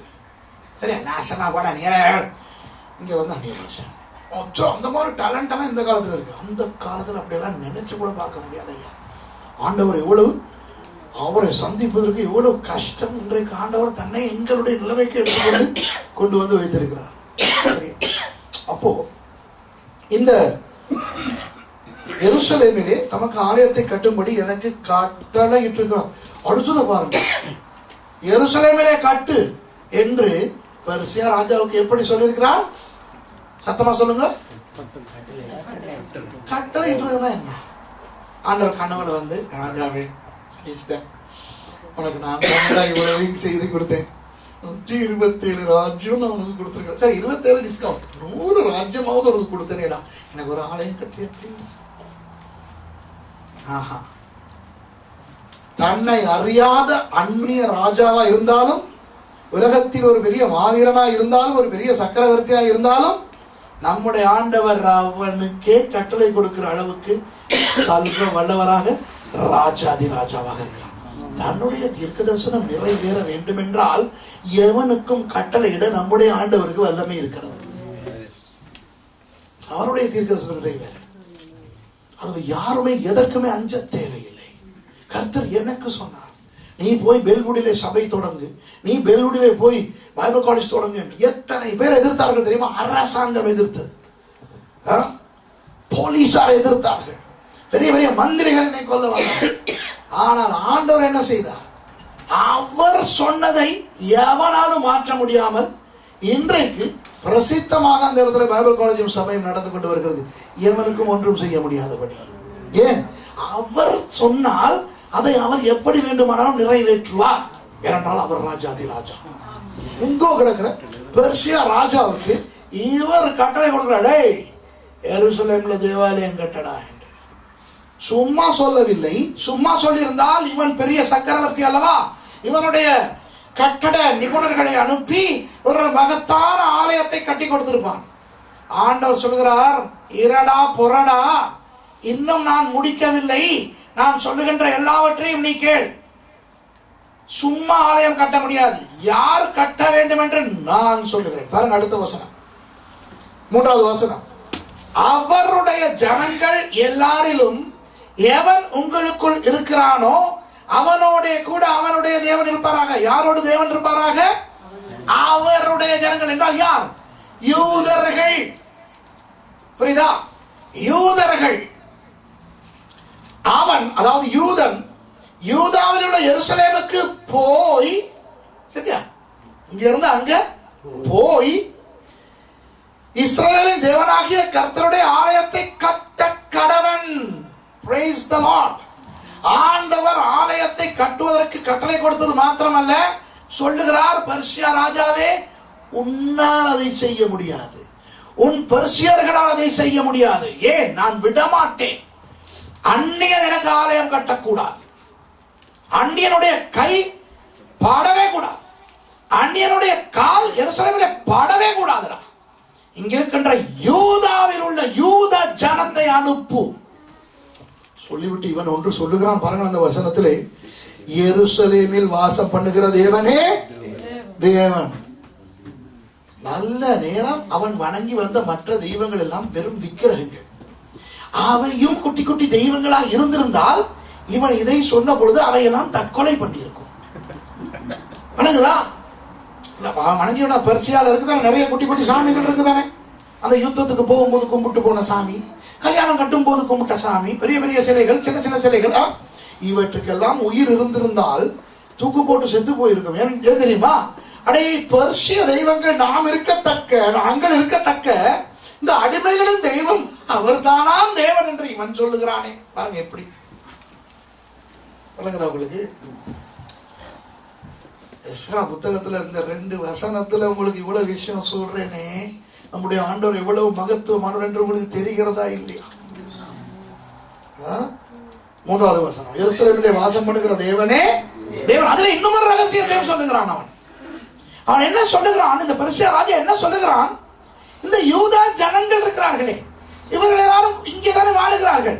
ஆனால் அவர்களுடைய தேவன் பூமியிலே வாசம் பண்ணுகிறது எருசலேமிலே. 1வது வசனத்திலே அவன் என்ன சொல்லுகிறான்? இல்ல 2வது வசனத்திலே பரலோகத்தின் தேவன். சரி, 2வது வசனம் எப்படி சொல்லுது? பரலோகத்தின் தேவன். அதாவது இந்த யூதர்களுடைய தெய்வம் யாராம்? பரலோகத்தின் தேவன். அவர் இந்த பூமியை சேர்ந்தவர் அல்ல, கடலை சேர்ந்தவர் அல்ல, சரியா? பூமிக்கு அடியிலே இருந்து வந்த முளைத்த தேவன் அல்ல, அவர் பரலோகத்தின் தேவன். அவை பரலோகத்தின் தேவன் எனக்கு கட்டளை கொடுத்திருக்கிறார் என்றால் பெர்சியா ராஜா எருசலேம் போனானா? கோரேஸ் எருசலேம் போனானா? இல்லை. அவன் சூசானில் இருக்கும் பொழுதே பரலோகத்தின் தேவன் அவனுக்கு கட்டளை கொடுத்திருக்கிறார். அவை பரலோகத்தின் தேவன் என்ற முறையிலே வானம் அவருடைய சிங்காசனம், பூமி அவருக்கு பாதபடி. பூமியிலே அவர் வந்து வாசம் பண்ணுவதென்றால் கண்ட இடத்திலும் வாசம் பண்ண மாட்டார், எருசலேமிலே வாசம் பண்ணுகிறார். பாருங்கள், பெர்சியாவின் வாயால் அவன் சொல்லுகிற இந்த விஷயத்தை பாருங்கள். தொடங்கும் பொழுது பரலோகத்தின் தேவன் என்ற 2ஆம் வசனத்தை தொடங்குகிறான். 3ஆம் வசனத்திலே முடிக்கும் பொழுது எருசலேமிலே வாசம் பண்ணுகிற தேவன் என்று சொல்லுகிறான். நம்முடைய ஆண்டவர் தான் ஐயா இந்த ஆண்டவர். இன்றைக்கும் அப்படித்தான். இன்றைக்கும் நம்முடைய ஆண்டவர் பரலோகத்தின் ஆண்டவர். ஆமென். அவருக்கு பூமி ஒரு பாதபடிதான். அவர் எல்லா இடத்திலும் இருக்கிறவர். ஏனென்றால் அவர் சர்வ வியாபகர். அவர் இல்லாத ஒரு நாடு இல்லை, அவர் இல்லாத ஒரு வீடு இல்லை, அவர் இல்லாத ஒரு இடம் இந்த பூமியில இல்லை. அவர் சர்வ வியாபகர், பரலோகத்தின் தேவன். ஆனால் இந்த பூமியிலே தன்னுடைய பிரசன்னத்தை வைப்பதற்கு அவர் ஒரு இடத்தை தெரிந்து கொண்டிருக்கிறார் என்றால் அது பெர்கன் அல்ல, கண்டி அல்ல, யாழ்ப்பாணம் அல்ல, வேற எந்த ஒரு நாடும் அல்ல, எருசலேம். இன்றைக்கும் எருசலேம் தான் தேவன் பூமியிலே வாசம் பண்ணுகிற இடமாய் இருக்கிறது. ஆனால் எருசலேமிலே வாசம் பண்ணிக்கொண்டு, எருசலேமில் மாத்திரமா கிறிஸ்தவர்கள் இருக்கிறார்கள். கிறிஸ்தவர்கள் எல்லா இடங்களிலும் இருக்கிறார்கள் அல்லவா? அதனால் தான் எருசலேமில் வாசம் பண்ணுகிற தேவன் தனக்கென ஆலயமாக, பரிசுத்த ஆவியானவரின் ஆலயமாக கிறிஸ்தவர்களின் சரீரத்தை தெரிந்தெடுத்திருக்கிறார். சரியா? ஆகவே இந்த கட்டடத்துக்குள்ளே இது தேவன் வாசம் பண்ணுகிற கட்டடம் அல்ல, இது அல்ல சபை. இந்த இடம் இல்லை என்றால் வேறொரு இடம். ஆனால் உங்களுடைய உடம்புகள் இருக்கின்றதே, இந்த உடம்புகளை கர்த்தர் தன்னுடைய ஆலயமாய் வைத்துக் கொண்டிருக்கிறார். ஆலயத்தை சுமந்து கொண்டு போகின்ற ஜனங்களாக கர்த்தர் இன்றைக்கு நம்மை வைத்திருக்கிறார். பாருங்கள் எவ்வளவு அவருடைய ஆலயத்தை குறித்து எந்த அளவு இந்த இடத்துல மிகவும் வைராக்கியமாக ஆண்டவர் இந்த கோரேசுக்கு பேசுகிறார் என்று. சரியா? அப்ப சொல்லுகிறார், பரலோகத்தின் தேவனாகிய கர்த்தர் பூமியின் ராஜ்யங்களை எல்லாம் எனக்கு தந்தருளி யூதாவில் உள்ள எருசலேமிலே தமக்கு ஆலயத்தை கட்டுப்படி எனக்கு கட்டளையிட்டிருக்கிறார். அவருடைய ஜனங்கள் எல்லாரிலும் எவன் உங்களுக்குள் இருக்கிறானோ அவனுடைய தேவன் இருப்பாராக. அவன் யூதாவில் உள்ள எருசலேமுக்கு போய் இஸ்ரவேலின் தேவனாகிய கர்த்தருடைய ஆலயத்தை கட்ட கடவன். எருசலேமிலே வாசம் பண்ணுகிற தேவனே தேவன். அன்பானவர்களே, இன்றைக்கு இந்த கட்டளையை ஆண்டவர் உங்களுக்கும் எனக்கும் எப்படி கொடுக்கிறார் தெரியுமா? கர்த்தர் சொல்கிறார், இந்த புதிய ஏற்பாட்டிலே நான் சபை என்ற ஒரு ஆலயத்தை கொடுத்திருக்கிறேன். சபை புதிய ஏற்பாட்டிலே வித்தியாசமா இருக்கிறது. ஒன்று ஆலயம், ஆலயம் வித்தியாசமா இருக்கிறது. உங்களுக்கு தெரியுமா, நான் சொல்லிக் கொடுத்திருக்கிறேனா? எக்லேசியா, சினகோக் என்று சொல்லி ரெண்டு. எக்லேசியா என்பது சபை ஒன்று கூடுகின்ற இடம், வெளியே வந்து ஆண்டவரை ஆராதிக்கின்ற இடம். அதுதான் சபை என்கின்ற இந்த சபை. பரிசுத்த ஆவியானவருடைய ஆலயம் என்பது எங்களுடைய சரீரம். சினகோக் ஜெப ஆலயம் என்பது 2-3 பேர் ஒன்று கூடுகிற இடம். பாருங்கள், இன்றைக்கு புதிய ஏற்பாட்டு காலத்திலே ஆலயம் 3 விதமாக இருக்கிறது. அந்த 3ம் சேர்ந்தால்தான் பரிபூரண சபை. புரியுதா? பரிபூரண ஆலயம், மன்னிக்கணும், பரிபூரண ஆலயம். ஆலயம் 3ஆக பிரிந்திருக்கிறது. ஏன் புதிய ஏற்பாட்டிலே ஆலயம் 3ஆக பிரிந்திருக்கிறது? தேவன் புதிய ஏற்பாட்டிலே தன்னுடைய திருத்துவத்தை வெளிப்படுத்தி விட்டார். பழைய ஏற்பாட்டிலும் திருத்துவம் உண்டு, ஆனால் வெளிப்படுத்தவில்லை. புதிய ஏற்பாட்டிலே திருத்துவத்தை வெளிப்படுத்தி விட்டார். இன்று எங்களுக்கு தெரியும், பிதா, குமாரன், பரிசுத்த ஆவி என்று ஒரே தேவன் திருத்துவமாக இருக்கிறார் என்று. ஆகவே 3 ஆலயங்களை காட்டி அந்த 3ம் சேரும் பொழுது அதை பரிபூரண ஆலயம் என்று காட்டுகிறார். பிதாவின் ஆலயமாக சபை கூடி வருவதை காட்டுகிறார். சபை கூடும் பொழுது 1 கொரிந்தியர் 3:16 சொல்லப்பட்டிருக்கிறதே, நீங்களே சபை என்று. அதுதான் சபை கூடி வருதல். இது ஆலயம், பிதாவின் ஆலயம். ஜெப ஆலயம் 2-3 பேர் இருக்கின்ற இடத்திலே வருகிறேன் என்று சொன்னவர் பரிசுத்த ஆவியும் அல்ல, பிதாவும் அல்ல, இயேசு. அது இயேசுவின் ஆலயமாக காணப்படுவதுதான் வீட்டு கூட்டங்கள், ஜெப கூட்டங்கள், உபவாச கூட்டங்கள், சரியா, முழு இரவு ஜெப கூட்டங்கள். இந்த மாதிரியான கூட்டங்கள் எல்லாம் இயேசுவின் சபை, பிதாவின் சபை. பிதாவின் ஆலயம் சபை, இயேசுவின் ஆலயம் இந்த மாதிரியான ஜெப கூட்டங்கள், பரிசுத்த ஆவியானவரின் ஆலயம் நம்முடைய சரீரம். அப்போ இந்த 3ஐயும் கட்ட வேண்டியவர்கள் யார்? ஆலயத்தை கட்ட வேண்டியவர்கள் யார்? தேவனுடைய ஜனங்கள். பரிசுத்த ஆவியானவர் ஆலயத்தை கட்ட மாட்டார், இயேசு ஆலயத்தை கட்ட மாட்டார். சரியா? ஆலயத்தை கட்டுகின்ற அந்த பொறுப்பை தன்னுடைய ஜனங்களுக்கு கொடுத்திருக்கார். ஆமாவே இல்லையா? பெர்சியாவின் ராஜாவுக்கு ஆண்டவர் சொல்லுகிறார், என் ஆலயத்தை யார் கட்ட வேண்டும்? என் ஜனங்கள். என் ஜனங்கள் என்றால் யார்? இஸ்ரவேல் ஜனங்கள், யூதர்கள். அப்படியானால் இன்றைக்கு ஆண்டவருடைய ஆலயத்தை யார் கட்ட வேண்டும்? அவருடைய ஜனங்கள், ஆவிக்குரிய யூதர்கள். யார் ஆவிக்குரிய யூதர்கள்? கிறிஸ்தவர்கள். அப்ப ஆண்டவருக்கு ஆலயம் கட்ட வேண்டியது யார்? நானும் நீங்களும். இப்போ உங்களுக்கு, இந்த பர்கடிலே வாழுகின்ற உங்களுக்கு ஆண்டவர் கொடுத்திருக்கிற மகாபெரிய பொறுப்பு, இந்த 3 ஆலயங்களையும் ஒழுங்காய் கட்டினால்தான் பரிபூரண ஆலயம் கட்டப்படும். முதலாவது பரிசுத்த ஆவியானவருடைய ஆலயமாகிய உங்கள் சரீரங்களை நீங்கள் கட்ட வேண்டும். அதை குறித்து பேச எனக்கு நேரம் கிடையாது. நான் முன்பு பேசி இருக்கலாம். சரீரம் கட்டுறதுக்கு அவங்களுக்கு தெரியாது.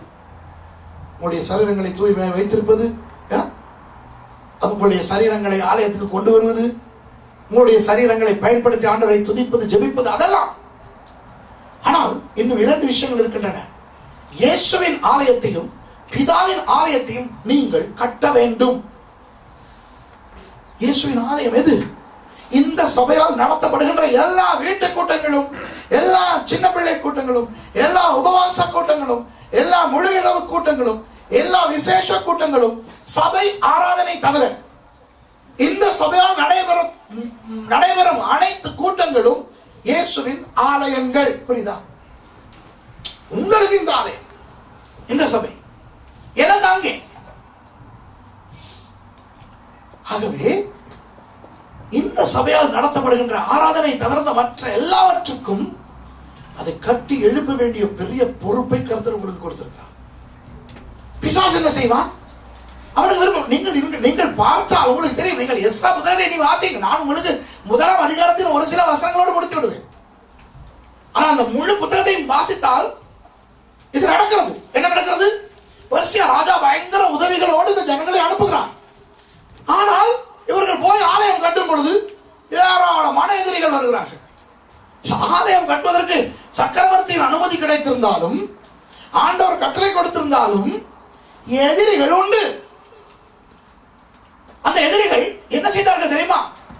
இந்த ஜனங்களை, இந்த ஆலயம் கட்ட எவ்வளவு சந்தோஷப்பட்டு இந்த யூதர்கள் போயிருப்பார்கள், அவருடைய மனங்களை உடைய செய்தார்கள். அதுபோல இந்த சபையார்கள், எந்த சபையாக இருக்கட்டும், இப்ப இந்த சபையில பேசுகிறபடி நான் இந்த சபை பற்றி பேசுகிறேன், ஆனால் எல்லா சபைக்கும் இது பொருந்தும். கர்த்தர் இயேசுவின் சபையாகிய இந்த ஜெப ஆலயங்களை கட்ட கொடுத்திருக்கும் பொழுது, அந்த ஜெப ஆலயங்களை கட்டும் பொழுது எதிரி வருவான், பிசாசு வருவான். புரியுதா? ஓ, நானே அந்த வீட்டுக்கு போக வேண்டும், இப்படி சில பேருக்குள்ள ஒரு உணர்வை கொண்டு வருவான். நான் ஏன் இந்த கூட்டத்துக்கு போக வேண்டும், நேரம் சரி வராது, எனக்கு அது ஒத்து வராது, நேரம் எனக்கு அந்த வீட்டால் ஒத்து வராது, எனக்கு அந்த இந்த கூட்டத்தை நடத்துகிறவர் ஒத்து வராது. இப்படி இந்த சினகோகை என்று சொல்லுகின்ற அந்த ஜெப ஆலயத்தை குழப்புவதற்கு, அது கட்டப்படுவதை குழப்புவதற்கு பிசாசு ஆவன செய்வான். அதுபோல பிதாவின் ஆலயமாகிய சபை, பிதாவின் ஆலயமாகிய சபையை கட்டுவதற்கு இப்படித்தான் குழப்பங்களை போடுவான் பிசாசு. புரியுதா உங்களுக்கு?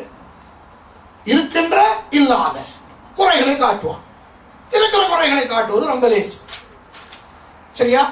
ஓ, அந்த சிஸ்டர் இப்படி பார்க்கிறாங்க, இந்த பிரதர் இப்படி பேசுறான். சபைக்கு போனால் ஃப்ரீ இருக்க வேண்டும், அங்கு போனால் அவர்கள் இப்படி செய்கிறார்கள், இவர்கள் எப்படி செய்கிறார்கள், பாஸ்டர் இப்படி சொல்லுகிறார். வணங்குதா? இப்படி பலவிதமான இருக்கிற விஷயத்தை காட்டுவான் பிசாசு. இருக்கிற விஷயங்களை காட்டி நிரூபித்து விட்டால் அப்புறம் இல்லாத விஷயங்களை காட்ட முடியும் தானே? சரியா? சபையில் இருக்கிற விசுவாசிகளை குறித்து சும்மா உங்களை பார்த்துட்டு அவங்க வேற ஏதோ யோசனை போவாங்க, என்ன பார்த்து எரிச்சல்ல போறான் அப்படிங்கிற ஒரு பொய்ய போடுவான். சரியா? ஏதாவது ஒரு வேற மூட்ல இருக்கிறவங்க கொஞ்சம் சத்தமா என்ன அப்படின்ட்டாங்க. சரியா? நீங்க நல்ல மூட்ல வாரீங்க, வந்து சிஸ்டர் என்ன, அவங்க என்னன்னு கேட்டது வேற என்னன்னு நினைச்சு உடனே மனசு உடைஞ்சிருச்சு. சரியா? இப்படி பயங்கரமாக உங்களுக்கு தெரியும் ஊழியக்காரங்களை பத்தி இன்டர்நெட்ல எல்லாம் கேவலமா எழுதுறாங்க. என்னை பத்தி எழுதிருந்தான் பாத்திருக்கீங்களா?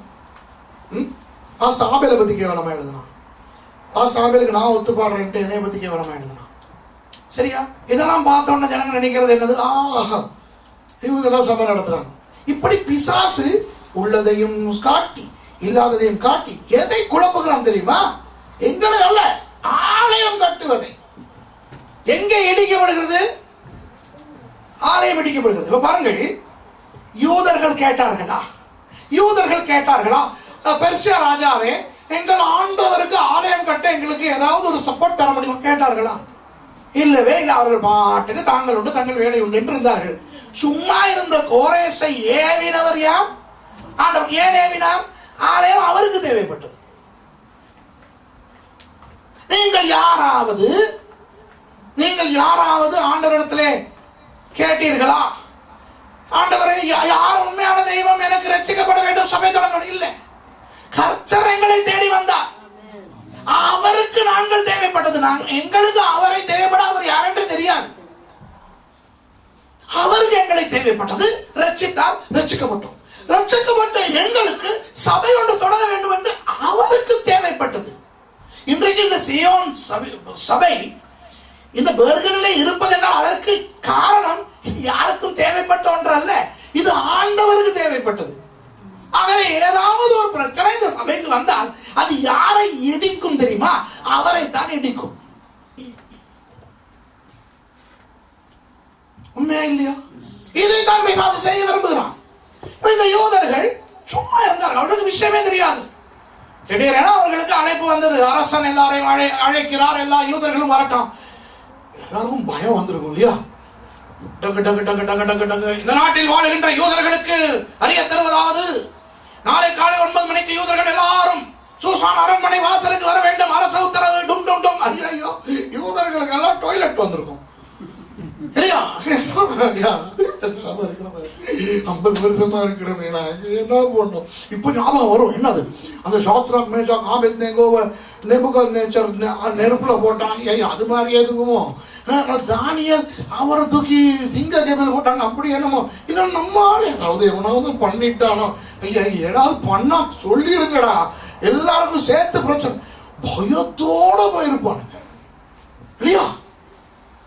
எத்தனை பேர் போகாம கட்டில் கடையில படுத்து கிடந்தான்னு தெரியல. யோசிப்பாங்க. திடீர்னு உங்களுக்கு அறிவித்தல் வருது. நோவே அரசாங்கம் எல்லா தமிழாக்களும் பேர்கன் இதுக்கு வர சொல்லி 9 மணிக்கு கட்டளை வந்தா என்ன ஆகும் உங்களுக்கு? நோவேஜியன் பாஸ்போர்ட்டோட இருக்கிறவங்களுக்கும் அன்னைக்கு ராத்திரி தூக்கம் வராது. என்ன பண்ண போறானோ, புது சட்டங்கள் எல்லாம் போடுவான். ஐயோ 9ஆம் தேதி எலெக்ஷன் வேற வருது, அது சம்பந்தமா எதுவும் கலங்குமா இல்லையா? சந்தோஷமா இருக்கும். 9 மணிக்கு எங்களை எல்லாத்தையும் வர சொல்லிட்டாங்க திங்கக்கிழமை காலையில. சந்தோஷமா இருக்கும். ஒரு மாதிரி இருக்கும் இல்லையா? சொல்லுங்க, ஆமாவா இல்லையா? நீங்க எல்லாம் உருப்படியா வாழ்ந்துகிட்டு இருக்கிறீங்க, உங்களுக்கே அப்படி நடக்கும். அவன் அடிமையா வாழ்ந்துகிட்டு இருக்கான். சரியா? சும்மாவே பாபிலோன் கீழே அடிமையா இருந்து பெர்சியன் அடிச்சு பாபிலோனை பிடிச்சிக்கிட்டு இப்ப அவன் ஆள்றான். இவங்களுக்கு இன்னும் ஒழுங்கா பெர்சியன் மொழி கூட வருது இல்ல. என்னதுக்கு கூப்பிடறானோ தெரியல. இவன் கேட்கவே இல்லை. ஆடுறோம் காலில் போனா ராஜாவே வருகிறார். வந்து யூதர்களே நன்றா இருக்கின்றீர்களா? என்னடா இது, அரசனே எங்களோட பேசுற அளவுக்கு அவதான் கொஞ்சம் உயிர் வந்திருக்கும். அப்பயும் ஒரு சந்தேகம். இங்கிட்ட இருந்து ஒருத்தர் சொல்லிருப்பான், நம்பாத மச்சான், இப்படிதான் பேசிட்டு கழுத்தா இருப்பானுங்க இந்த ஆக்கள் அப்படிலாம் சொல்லியிருப்பான். ஏதோ கொஞ்ச நேரத்தில் சொல்றாரு அவரு, யூதர்களே உங்கள் தெய்வம் எனக்கு இந்த நாடுகளை எல்லாம் தந்தார். நான் காண்பது என்ன கனவா நனவா? யோசிச்சு பாருங்க, பார்க்கலாம். யோசிச்சு பாருங்க, இந்த வர்ற எலெக்ஷன்ல பெற்றுறாங்க தானே, திடீர்னு டிவியில வந்து இயேசு கிறிஸ்து தான் எனக்கு இந்த ஜெயத்தை கொடுத்தார் அந்த வெற்றின கட்சியினுடைய லீடர் சொன்னா உங்களுக்கு எல்லாம் நம்ப முடியுமா? நீங்களே யோசிக்க பார்க்கலாம், நம்புவீங்களா நீங்க? ஆஃப்டர் ஆல் இந்த நோவேல உள்ள அந்த கட்சி இப்படி சொன்னாலே உங்களுக்கு நம்ப முடியலன்னா 127 தேசங்களை ஆண்ட சக்கரவர்த்தி கோரேஸ் சொல்லுகிறார் யூதர்களை பார்த்து, உங்கள் தெய்வம் எனக்கு இந்த ராஜ்யங்கள் எல்லாம் தந்தது. யூதர்கள் எல்லாம் ஷோக்கா இருப்பானுங்க. அது மாத்திரமல்ல, யூதர்களே உங்கள் தெய்வம் எனக்கு சொன்னார் உங்கள் எருசலேமிலே ஆலயம் கட்டட்டான். அப்பதான் அவனுக்கு ஞாபகம், எருசலேம் எங்களை ஏரியா இல்லையா? இங்க இருக்கிற நிறைய பேருக்கு தங்களுடைய சொந்த ஊர் மறந்துருக்கும். சரியா? சில பேருக்கு கேட்டா அந்த ஊர் தெரியுமா, பக்கத்துல உள்ள அந்த வழக்குதா? ஏன்னா நோவேக்கு வந்து 20-30 வருஷத்திலேயே பக்கத்து கிராமத்தை மறந்து போனவர்கள் உண்டு. சரியா? எனக்கு தெரியல இங்க அப்படியான்ட்டு. அப்படிதான் இல்ல இவர்கள் இதுவரை இல்லையா? Praise the Lord. Praise the Lord. இதுவரையும் இல்ல. 50 வருஷங்களுக்கு முதல் விட்டு வந்த எருசலேமை பற்றி பேசுகிறான். எருசலேமிலே ஆலயம் கட்டட்டான். அப்ப கூட யூதர்கள் யோசிச்சிருப்பாங்க, எருசலேமுக்கு என்ன கோதாரியடா ஆலயம் இல்ல, யோசிச்சிருப்பாங்க தானே. இப்ப யாராவது உங்களுக்கு, இப்ப நான் உங்களுக்கு ஒரு கடை ஒன்றும் ஒரு சூப்பர் மார்க்கெட் ஒன்று போட்டு தர போறேன். சரியா? எங்க போட்டு தரணும்? உங்களுக்கு சூப்பர் மார்க்கெட் போட்டு தரணுமா இருந்தா இங்க தானே போட்டு தரணும். நீங்க வாழ்றது இங்க தானே. இப்ப நான் வந்து உங்களுக்கு சொல்றேன், உங்களோட சொந்த ஊர்ல நான் உங்களுக்கு ஒரு சூப்பர் மார்க்கெட் போட்டு தரேன். நீங்க என்ன யோசிப்பீங்க? யாரை வச்சு நீ நாங்க சூப்பர் மார்க்கெட் செய்யறது? நாங்க இங்க இருக்கிறோம், அங்க நீ கடை போட்டு கொடுத்தா அங்க அவன் சுத்திக்கிட்டு போறதுக்கு ஆள் வச்சு நடத்துறதுக்கா? சூப்பர் மார்க்கெட்டுக்கே இந்த நிலைமைன்னா ஆலயம் தான். ஆலயம் கட்டுறது ஜனங்களை பொறுத்தவரை ஆலயம் எதற்கு? தெய்வம் இருப்பதற்கல்ல. நாங்கள் போய்